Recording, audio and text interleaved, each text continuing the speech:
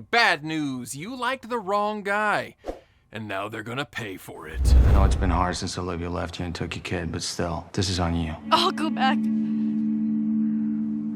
But we're done.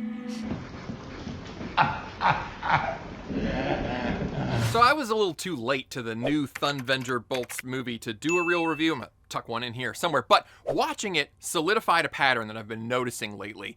Many writers and directors are living in a totally different reality from most of the audience, and it shows in how they pick their winners and losers. Specifically with Joker, Joel, and John Walker that I just showed, they were apparently supposed to be viewed as the bad guys. You were not supposed to like them at all, and then when most of the audience did, the second go-around was used to educate you, help you understand your stupid mistake. I'm condescending to you. Now, sometimes they do treat it as a mistake. Other times, it's spiteful. Later, we'll also touch on some characters that you smooth brains did not correctly worship and adore, and so, once again, the writers had to invent crazy devices to point you in the right direction. I'll explain, and I'll use small words that you'll be sure to understand. Let's start off with one that I truly believe is the most innocent example. You've probably heard of Occam's razor for picking simple solutions. Another useful razor to slice through options is credited to Robert Hanlon. Never attribute to malice that which is adequately explained by stupidity is the rule of thumb there, and John Walker is a victim of that stupidity. Introduced in the Falcon and Winter Soldier show, John clearly wasn't meant to be much of a character, merely an Aryan usurper to the Captain America shield that was rightfully and suddenly and inexplicably bequeathed to Sam Wilson, who we didn't get to know all that well up to that point. But anyway, all you really need to know for the show is that after 5 movie appearances, Sam has suddenly remembered that he is actually black and has also forgotten that he was a trauma counselor. Also, you're supposed to join him and be seething with rage that Walker has the caucasity to think he can be Captain America even after Sam voluntarily gave up the shield. And when Sam and Bucky are instantly and repeatedly contemptuous and dismissive of Walker, you were supposed to be on their side, no questions. But apparently a lot of you lack the media literacy to understand all of that. You just don't get it, do you? You don't. Well, actually, the confusion here is that showrunner Malcolm Spellman is clearly living in a, Revenge of the Nerds reality where the handsome football star military guy is bad. Always. He seems to believe that he wrote Walker to be a cocky, unlikable jock soldier bro, but he was accidentally given a compelling backstory and sympathetic downfall. His anger during that congressional hearing after he killed the terrorist was, I think, supposed to show his descent into rage on account of taking the super soldier serum. The trouble is that his supposed villain arc is written so poorly that it's basically non-existent, and relied almost entirely on viewers remembering that the first Captain America movie had Dr. Erskine saying that regular soldiers would be unstable after the serum, all while Walker's behavior did not align with that at all. It was made worse by the terrible writing of Wilson and Bucky being petty high school mean girls the entire time. I think we stand a much better chance if we all just... You're wearing sweatpants. It's Monday. If you joined up with us. You can't sit with us! And never being called to account for their behavior, which made Walker even more sympathetic. This is why you can find a plethora of YouTube essays titled, "John Walker Did Nothing Wrong." But Spellman figured you would just like the show leads and dislike the guy they disliked, but failed to convince us of any of that. Never fear, though. The Thunderbolts was a chance to correct this oversight of not doing a good enough job of explaining why John Walker sucks so hard. Yeah, see, rather than using the last 4 years to work with audience feelings about him, this year's release doubled down and made him into a bumbling moron who always leaps before looking, and also the most abrasive person you've ever met, and also a bad husband and father, and also a terrible team player, and also completely unarmed in every verbal duel with Ava Starr, the Ghost. Other than being played by the same actor, this character is entirely different. different from the last time we saw him, and he's now just a huge waste of screen time, whose only job was to antagonize Bob instantly and with as much spite as possible, despite having only just met him. Why should you be in charge? You almost killed all of us right there. Well, let's see. I've been in the trenches of every war-torn country on this planet, rescued God knows how many hostages, and shook the hands of 2 U.S. presidents. What else? High school state football champs. Back to back to back. Go Bears. The folks behind the scenes still don't get how you could have possibly liked this character, why you would ever feel even a shred of sympathy for him or relate to him in any way. So they set out to make his deficiencies even more obvious to you, despite the character having no background to support any of that. The result is a second appearance where he is overcorrected to the point of parody. But cross-threading everything into place was par for the course in Thunderbolts. My whole family went to see it, and you know what? We had a good time. There were some laughs, some nice action, little emotional bonding, father-daughter bit. Overall, everybody gave that one the solid IGN 7. Not amazing, also not horrible. Look, I wanted to see Dad Guardian, I got it. I wanted to see MCU Selena Meyer, I got it. I wanted to see Bucky as a leader on a redemption arc and being, generally awesome. And I, 2 out of 3, baby. Well put. Love the optimism. Weirdly, one of the points in that movie's favor is that it didn't feel like the production actively hated me in the way that our other 2 examples did. And wow, as I say that out loud, we're really in a bad spot, aren't we? I do think that the eventual product we got in theaters is nothing short of a miracle, and that snatching of mediocrity from the jaws of defeat is highly laudable. The final writing and editing team are clearly tangram masters, and they managed to arrange the pile of scraps they were handed into a halfway decent quilt. Personally, I felt like the almost immediate killing of Taskmaster was a direct apology to the audience. Like, yeah, we didn't know what happened there either. Please accept this unceremonious death as a cinematic olive branch. We're sorry. Sorry. The whole new Avengers gimmick at the end also felt like a desperate Hail Mary to distract from the very obvious desire to make a new Young Avengers, starring human glass of room temperature tap water Kamala Khan and Cassie Lang, who is somehow a caricature of Greta Thunberg, who herself is already a caricature of a Portlandian environmentalist. How dare you! What I'm saying is that given what they had to work with for the Thunderbolts, it could have been so much worse. However, it should have been so much better. Everyone in the movie is trying to move on from their violent and misguided past, and Bucky Barnes is there. He's in the movie, yet does not take the lead. Also, if they really did want to fit Sam Wilson into the MCU and they wanted more comedy, Straight-Laced Sam should have been there to be the trauma counselor / cat herder for this band of misfit toys. Anyway, Thunderbolts is a fairly fun time. It lives in the shadow of its own missed potential. I do not want the missed potential opportunity to ask you to traumatize that like button. Yes! That's Guardian! I'm just having fun with a pink pony mug and my daughter's sweet henna tattoo. Well, I lost the... I don't have rhythm anyway. Whatever. You're so white. Let's get back on track. Move on to a middle ground character retcon. Todd Phillips might not hate you, though I can't even be certain of that, but he sure didn't love the fact that so many guys related to and sympathized with Arthur Fleck from Joker. I'm only giving this one the halfway benefit of the doubt because of the way he was handled in the sequel, but the confusion about Arthur's acceptance is a glaring example of how the screenwriting bubble does not at all understand guys. While he might get guy comedy with movies like Road Trip, Old School, The Hangover, Todd doesn't get the unrest among men, and writers like him no longer understand the appeal of an anti-hero, or even why so many would view Fleck as an anti-hero, albeit a tragic one. Most of all, however, Joker's reception shows that more of the audience has a greater grasp of nuance and media literacy than the writers and journalists who were blindsided at the positive attention that this movie got. Somehow, the audience was able to see that Arthur was a victim of a crappy system, but also shared responsibility for his own state. This is why there are almost no essays titled Arthur Did Nothing Wrong, because anybody can see that's not true. But he's still a complex character, and we used to praise that sort of thing, I thought. However, the nuance of the situation was hilariously lost on all of the artists, the elites, the writer, the producers. Their internal monologue probably went something like, "Am I so out of touch? No, it's the children who are wrong." So because you didn't show enough vitriol toward him, Arthur had to be broken down to teach you that his thinking is 100% wrong.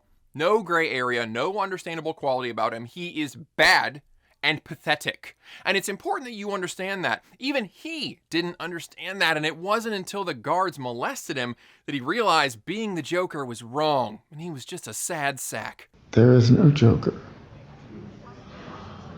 It's just me. But wait! There's more! Yeah, that wasn't enough. You see, the Hollywood Ministry of Love needs you to agree that they are correct before they kill you. And fortunately, Arthur was off while his mind was still clean.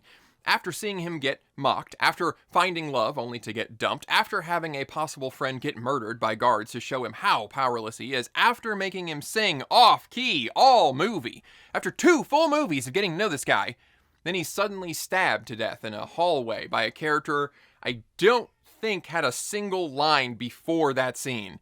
That empty ending was a wound that Todd further salted by chiding everyone for not getting that Arthur isn't the Joker, which is why the movie was only titled Joker. Get it?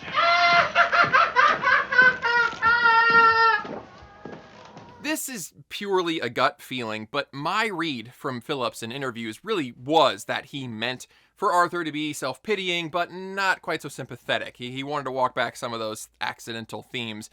Because of just how badly the character was disrespected in the sequel, certainly feels a bit more spiteful than John Walker. But for me, this one is still halfway a misunderstanding of how guys outside of LA act and think. Todd Phillips was likely never going to be able to expand on that character because that first success was an accident. And in his reality, it's impossible for him to ever get why. However, with our third example, I can't find even a shadow of a doubt. I can't get my mind around how this sequel is anything but petty, petulant outrage at an audience of misogynistic undesirables who dared to side with such a monster, that being Joel Miller from The Last of Us. I wondered when you'd get round to that one. Now, maybe I'm just being sensitive, and I know I'm reading too far into the situation, you know? With The Last of Us 2, we made certain creative decisions that got us a lot of hate. A lot of people love it, but a lot of people hate that game. Who gives a shit?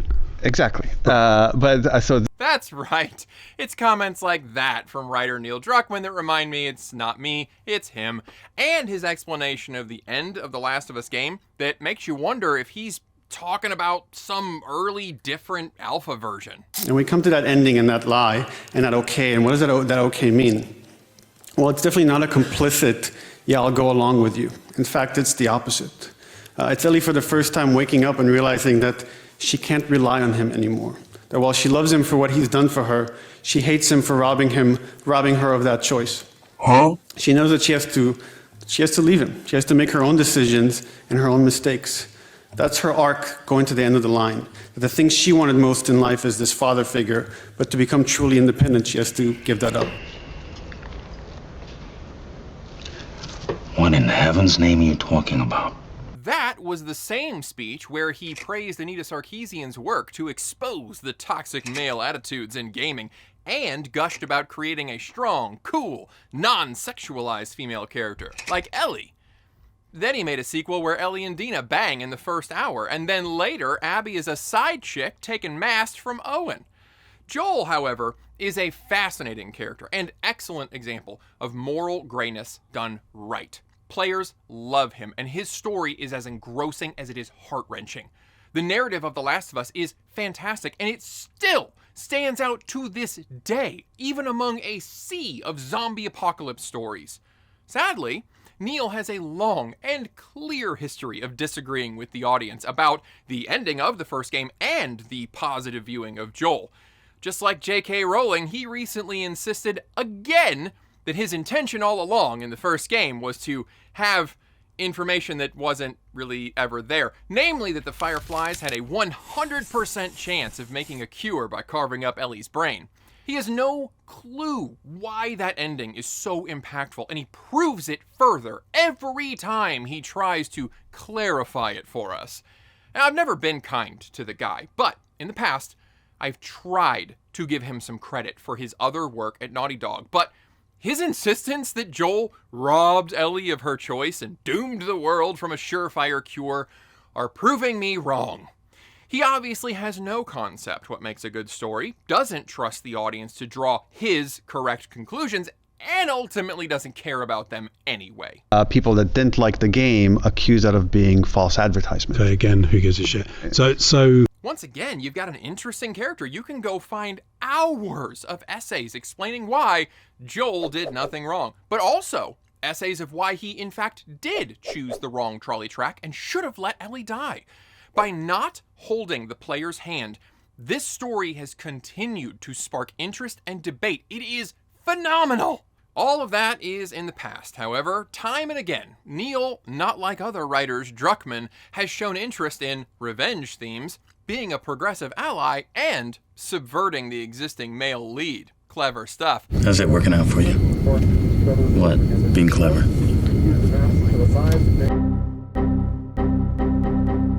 It's evidenced by his original plans to make Tess a rival gang leader bent on revenge for Joel's betrayal of some sort, his interest in Ellie being a lesbian as a major plot point, and Nathan Drake suddenly being kind of a dirtbag in Uncharted 4 after Amy Hennig left the company. So in 2020, after most of the old guard had left and Neil was completely in charge of the company, all of his excesses were free to move about the cabin, and The Last of Us Part 2 is the result. Instead of, properly exploring Joel's decision from a few angles, or following Ellie as she struggled to find a new purpose in life after her delusions of martyrdom were gone, which is such an obvious route after the first game, Neil decided to club you over the head with the correct version of events. In the second game, Joel is almost immediately beaten to death, just for shock value really. Then he's written to flaccidly admit to his horrible wrongdoings multiple times, and quietly endures being dressed down by Ellie about his selfishness while not uttering a word of defense other than, "I'd do it again." Even that line is only at the end of 25 hours of hilariously obvious emotional manipulation and super clever subversions. What is my purpose? To help get my liberal friends in the gaming industry to tell me I'm stunning and brave. Oh my god. The beating down of Joel was not a misunderstanding or a mild retcon because the first story didn't quite say what the writer wanted. No, it was vengeful. It was mean-spirited. The subtext was clear. If you like Joel, you are the problem. But gamers are a famously grumpy lot, according to game journalists anyway, so it was probably just their fragile masculinity that caused the negative ratings and poor sales compared to the first. The TV show will certainly do better if it follows the same story and same presentation, right?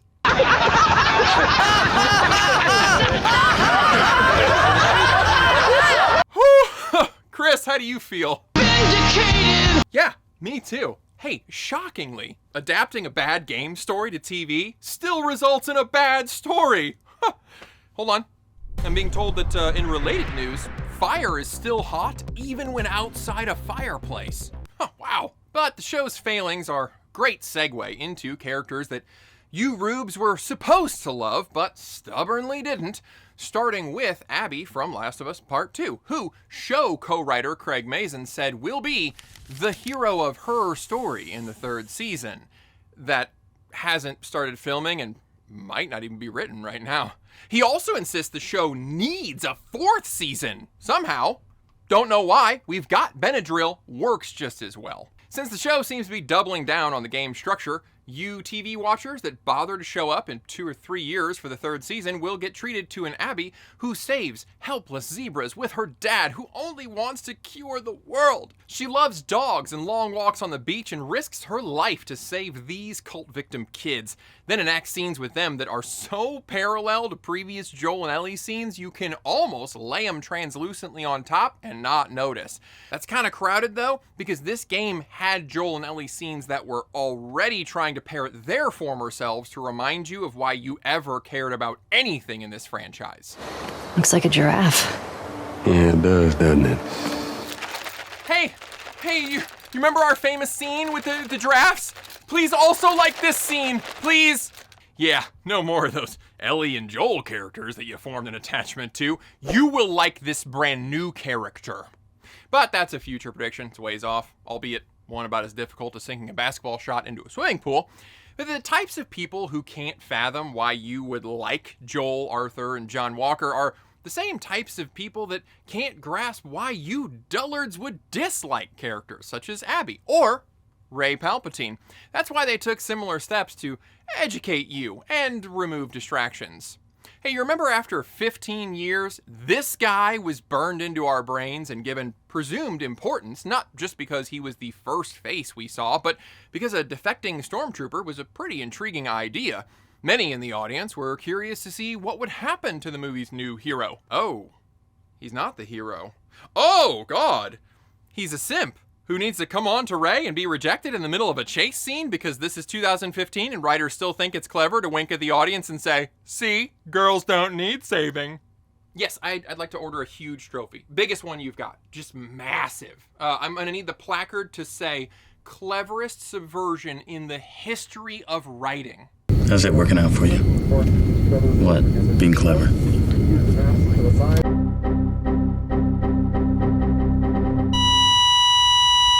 Great.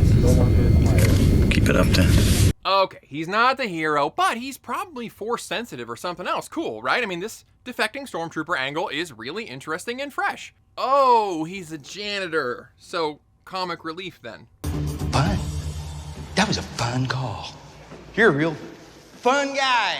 Fun guy. Okay, all right, I am exaggerating a little bit. Most of the audience was still interested in where Finn's story was going at the end of that first movie, which was detracting from the obvious star of the show, Rey. That's why he needed to be demoted to even more of a doofus comedy relief in the next movie, along with breaking down Poe Dameron, who the audience was also overly interested in. Hi, excuse me. 2 seconds here. I'm the one in the car, remember? This story's about me, not him. Okay, you got it? Weirdly, you're not going to believe this. While making her better than everyone and demoting all characters around her clear in the field did send a clear message that she was, in fact, the main character, it still didn't endear the audience to her. How odd. Now, you might be wondering about the lack of explanation on Rey's character like I was doing in all the previous sections. I don't have it because she didn't have much of one. All hyperbole and Mary Sue accusations aside, seriously, his character is simply boring. Even saying that the audience hates her, that's a stretch, because that would imply more emotion than anyone truly feels. I have no strong feelings one way or the other. The anger from the supposed fandom menace lies with the creators themselves at the obvious neon signs demanding their allegiance to this human block of tofu who didn't even get a fun setting like escaping zombies or something. Anyway, done with her. Now, Captain Marvel is a dead horse. Frankly, I'm tired of beating. I think you are too. So we're going to leave her alone today. Oh, okay. I am not, however, done with the recently and deservedly canceled Wheel of Time show. And this one is truly baffling. Okay, like, let's just imagine that you're a Hollywood writer or producer. Hey, you want a story that's got ethnic diversity? It's got strong women in positions of power, got homosexual and polyamorous romance? Oh, whoa, hold on. Is Greg talking about the wokest story you've ever heard? No! It's the fantasy epic Wheel of Time. It ticks every box modern writers claim they want. So how could they screw this up? Because they stupidly assume that everything older than 5 years is a relic of the misogynistic, homophobic caveman past, needs to be fixed and updated. So they overcorrected a story that already had all the social justice, plus a legion of fans who were clearly cool with it. Specifically, showrunner Rafe Judkins' favorite book character is Egwene, but she starts out in the books as rather unlikable and doesn't get her big, important story arc until later. So he decided, obviously, she needed to be a main character immediately in the show, episode 1. It also starred Rosamund Pike, and she's the only name on the cast list any of you have ever heard of before. So she was also, obviously, a main character. Try not to hold that one against Rafe. I'm pretty sure that was Amazon's decree. Unfortunately, the complete rewriting of the lore, the addition of extraneous characters and scenes, and the promotion of these two other characters to screen-hogging co-mains left the show with these three guys who now didn't have much to do, which again elicits those complaints of boredom, because some screen time is obviously required to be given to these rather important book characters, but they now add nothing to the show. So instead of giving Moraine and Egwene the room to allow their existing stories to breathe naturally, they got rushed, and it didn't land. In a move that would only shock shills and residents of Tinseltown, the audience can't be told who to like. So you might be noticing that the characters we weren't supposed to love are men, and the ones we are ordered to adore are women. There's a simple explanation for this. Current writers and producers, they're not interested in the themes or relationships, complexities, and inner conflicts that cause an audience to deeply invest in a story, to revisit it again and again, talk about it with their friends, buy stuff. They're interested in the exterior virtue of the week. They feel that focusing on sex or inverted gender roles or colorblind casting is so wildly interesting and important that they sell the story all by themselves. But the audience does not prioritize these things, and when a production is only surface level, the average viewer doesn't even bother to complain about it or why. They just say, it's boring, and they move on to the next, never thinking about it again.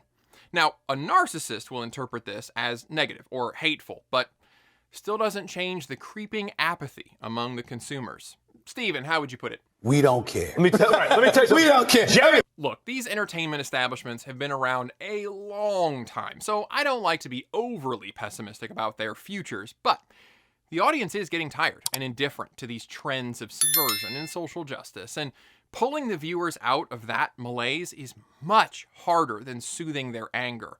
With independent artists having more means and access to the audience than ever before, this might truly be the end of an era for major entertainment as we knew it. But what do you think? Is the barge turning? Will large studios begin to produce high-quality shows and movies again that engage and resonate with the audience emotionally? What are some examples that you would have put in this video? Characters that you were supposed to hate, but you didn't, or ones you were supposed to love and didn't? How did the creators try to educate you as time went? I look forward to reading your thoughts, and I appreciate you watching. See you next time.